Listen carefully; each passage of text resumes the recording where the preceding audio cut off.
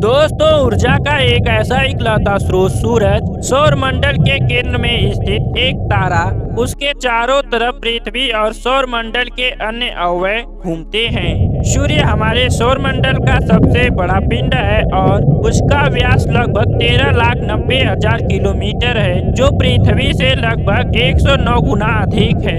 ऊर्जा का यह शक्तिशाली भंडार मुख्य रूप से हाइड्रोजन और हीलियम गैसों का एक विशाल गोला है। परमाणु वलय की प्रक्रिया द्वारा सूर्य अपने केंद्र में ऊर्जा पैदा करता है। सूर्य से निकली ऊर्जा का छोटा सा भाग ही पृथ्वी पर पहुंचता है, जिसमें से 15% अंतरिक्ष में परावर्तित हो जाता है और 30% पानी को भाप बनाने में काम आता है और बहुत सी ऊर्जा पेड़ पौधे समुद्र सोख लेते हैं। इसकी मजबूत गुरुत्वाकर्षण शक्ति विभिन्न कक्षाओं में घूमते हुए पृथ्वी और अन्य ग्रहों को अपने तरफ खींच कर रखती है। सूर्य एक जी टाइप मुख्य अनुक्रम तारा है, जो सौर मंडल के कुल द्रव्यमान का लगभग 99.86% समाविष्ट करता है। इस जलते हुए गैसीय पिंड को दूरदर्शी यंत्र से देखने पर इसकी सतह पर छोटे बड़े धब्बे दिखलाई पड़ते हैं। इन्हें सौर कलंक कहा जाता है। एक कलंक अपने स्थान से सरकते हुए दिखाई पड़ते हैं। इससे वैज्ञानिकों ने निष्कर्ष निकाला कि सूर्य पूरब से पश्चिम की ओर 27 दिनों में अपने अक्ष पर एक परिक्रमा करता है। जिस प्रकार पृथ्वी और अन्य ग्रह सूरज की परिक्रमा करते हैं, उसी प्रकार सूरज भी आकाशगंगा के केंद्र की परिक्रमा करता है। उसको परिक्रमा करने में 22 से 25 करोड़ वर्ष लगते हैं। इसे एक निहारिका वर्ष भी कहते हैं। इसके परिक्रमा करने की गति 251 किलोमीटर प्रति सेकेंड है। सूर्य की सतह का निर्माण हाइड्रोजन, हीलियम, लोहा, nickel, oxygen, silicon, sulphur, magnesium, carbon, neon, calcium, chromium तत्वों से हुआ है। इनमें से हाइड्रोजन सूर्य के सतह की मात्रा का 74 तथा हीलियम 24% है। सूर्य से पृथ्वी पर प्रकाश आने में 8.3 मिनट का समय लगता है। इसी प्रकाशीय ऊर्जा से प्रकाश संश्लेषण नामक एक महत्वपूर्ण जैव रासायनिक अभिक्रिया होती है, जो पृथ्वी पर जीवन का आधार है। दोस्तों, यह बात आपको हैरान कर देगी कि जब सूर्य से हाइड्रोजन समाप्त हो जाएगा तो सूर्य के पास एक सुपरनोवा के रूप में विस्फोट के लिए पर्याप्त द्रव्यमान नहीं होगा। बावजूद यह एक लाल दानव चरण में प्रवेश करेगा।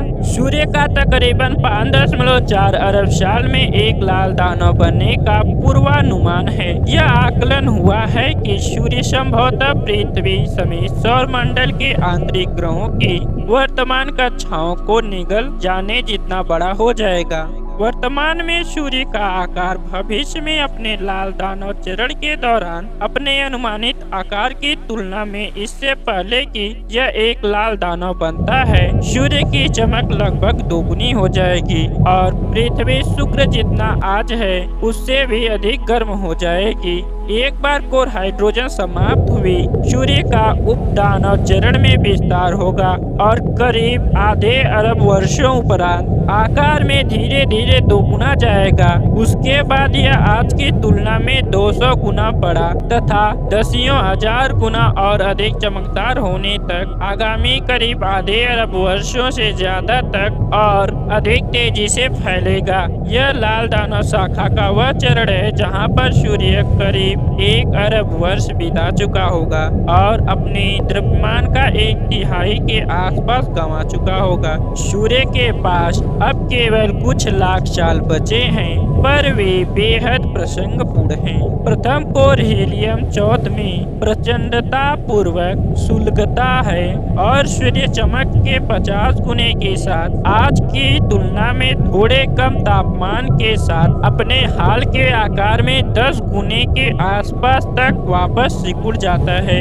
तो दोस्तों, सूर्य कैसे बना? सूर्य एक विशाल आणविक बादल के हिस्से के ढकने के करीब 4.57 अरब वर्ष पूर्व गठित हुआ है, जो अधिकांशतः हाइड्रोजन और हीलियम का बना है और शायद इन्हीं ने कई अन्य तारों को बनाया है। यह आयु तारे के विकास के कंप्यूटर मॉडलों के प्रयोग और न्यूक्लियो कोस्मोक्रोनोलॉजी (EN) के माध्यम से आकलित हुई है। परिणाम प्राचीनतम सौरमंडल सामग्री की रेडियोमेट्रिक तिथि के अनुरूप है। 4.567 अरब वर्ष प्राचीन उल्कापातों के अध्ययन अल्पजीवी आइसोटोपों के स्थिर नाभिक के निशान दिखाते हैं, जैसे कि लोहा 7 जो केवल विस्फोटक अल्पजीवी तारों से निर्मित होता है। यह इंगित करता है कि वह स्थान जहां पर सूर्य बना उसके नजदीक एक या एक से ज्यादा सुपरनोवा अवश्य पाए जानी चाहिए। किसी नजदीकी सुपरनोवा से निकली आघात तरंग ने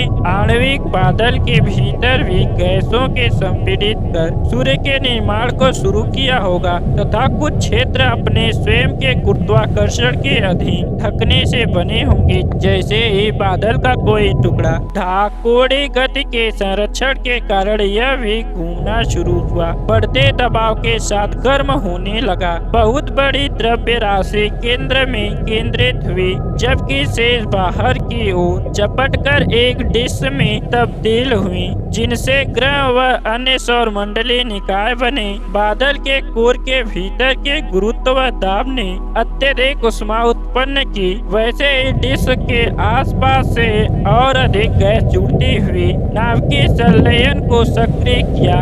इस प्रकार सूर्य का जन्म हुआ।